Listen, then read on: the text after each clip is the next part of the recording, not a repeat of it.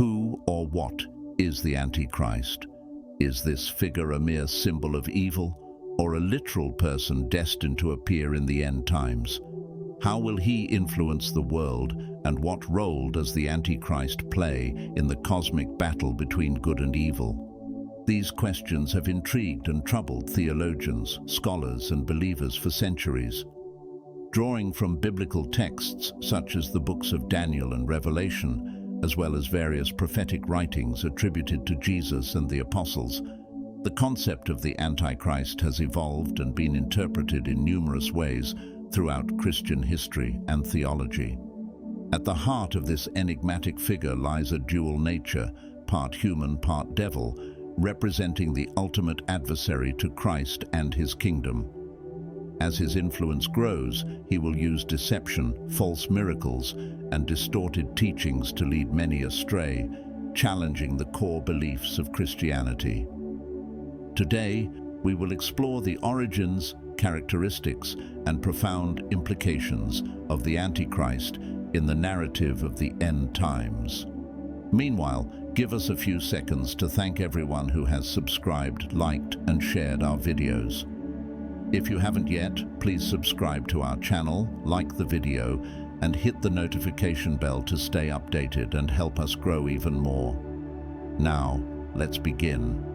The concept of the Antichrist has various interpretations across religious and cultural contexts, primarily originating from Christian theology. In Christian eschatology, study of end times, the Antichrist is believed to be a sinister being who embodies opposition to Christ and Christianity, often associated with deception, conflict, and ultimate evil. The Antichrist is believed to be the offspring of Satan, symbolizing his embodiment or direct descendant in human form. This association marks him as inherently evil and opposed to all that is divine and righteous. The Antichrist's origins are often depicted in a manner that mirrors the incarnation of Jesus Christ. Just as Jesus was born of a virgin, the Antichrist is prophesied to be born of a woman.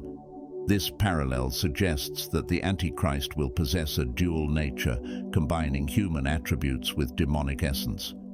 This dual nature allows him to operate effectively within the human world while serving the dark purposes of Satan.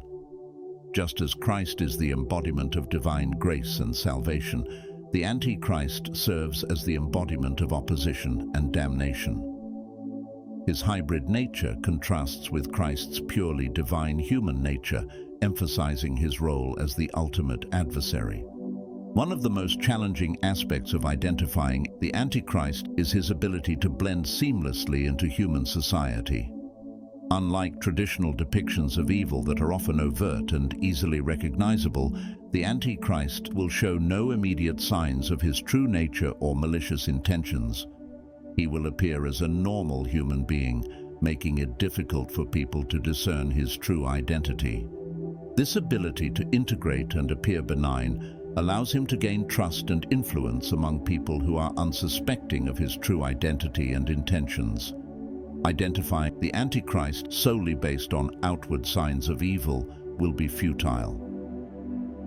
In the book of Exodus, God reveals himself to Moses with the profound statement, "I am who I am," Exodus 3 verse 14, signifying his eternal and self-sufficient nature.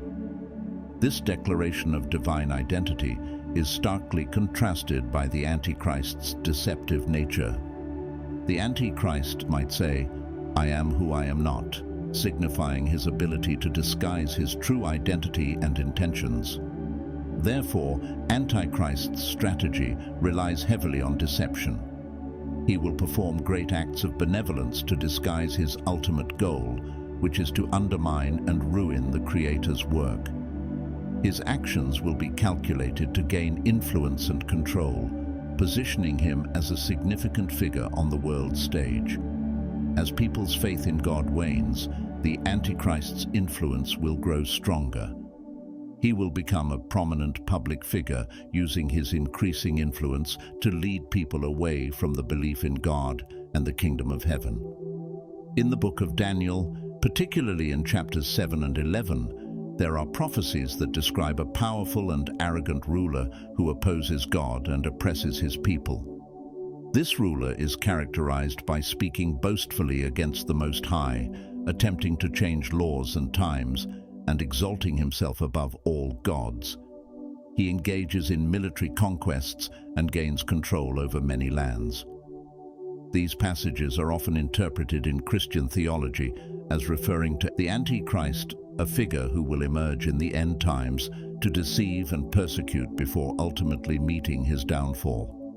In the book of Revelation, specifically in Revelation 13 verses 1 to 18, the beast is introduced as a powerful figure empowered by Satan. This beast is commonly associated with the Antichrist. The chapter begins with John seeing a beast rising out of the sea, which has 10 horns and 7 heads with blasphemous names on its heads. This beast resembles a leopard with feet like a bear and a mouth like a lion. It receives authority from the dragon, Satan, and exercises great power and influence over the earth. The whole world marvels at the beast and worships it, except those whose names are written in the Lamb's Book of Life. Another beast emerges from the earth, often referred to as the false prophet, who performs great signs and deceives people into worshipping the first beast. This false prophet compels people to create an image of the beast and worship it, and he causes those who refuse to worship the image to be killed.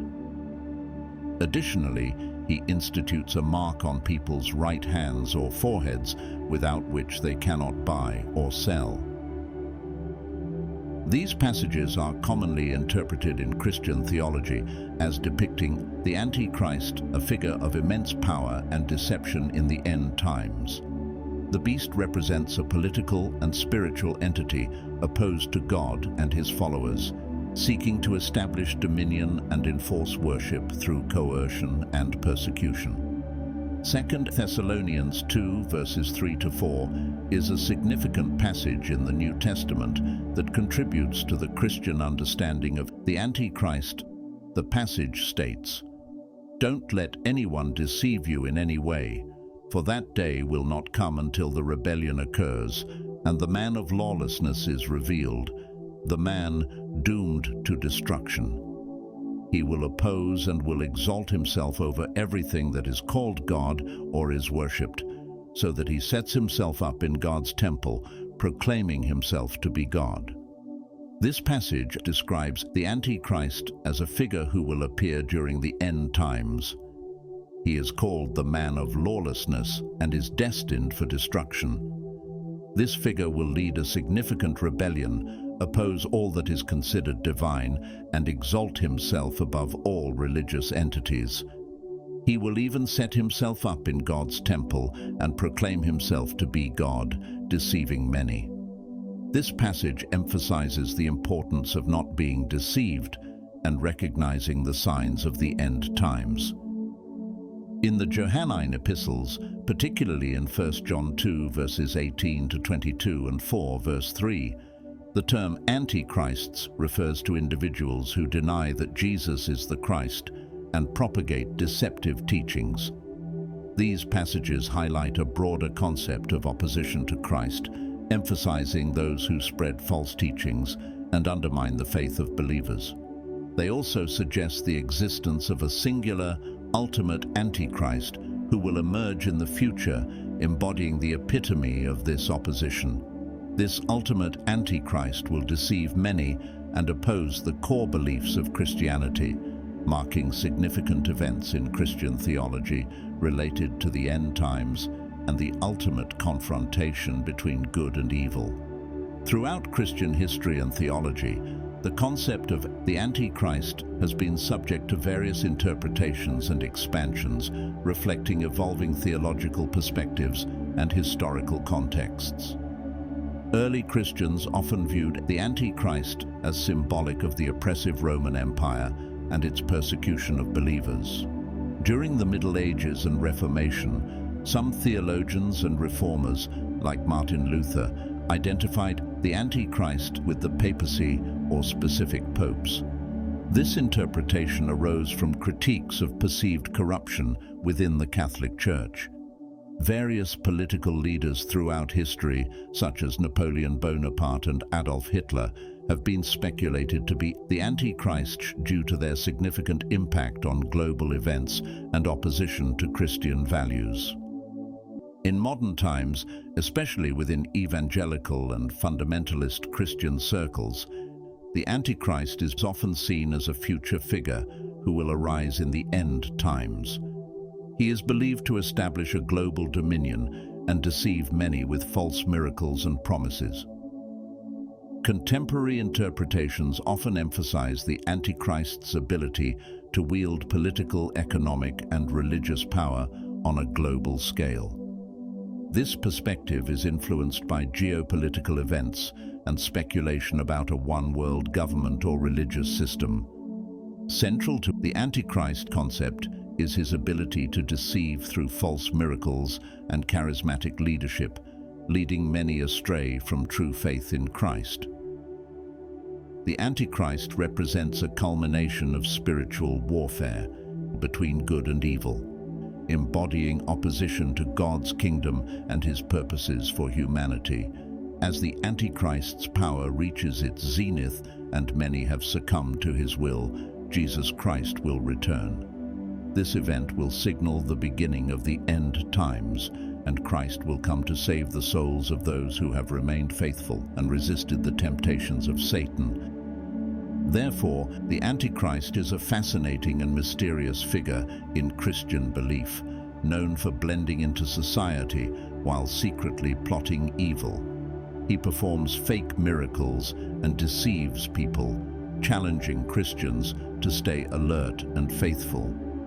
By understanding his role and the many interpretations of his character, we are better prepared to recognize truth from lies in the unfolding story of the end times. And that concludes today's episode.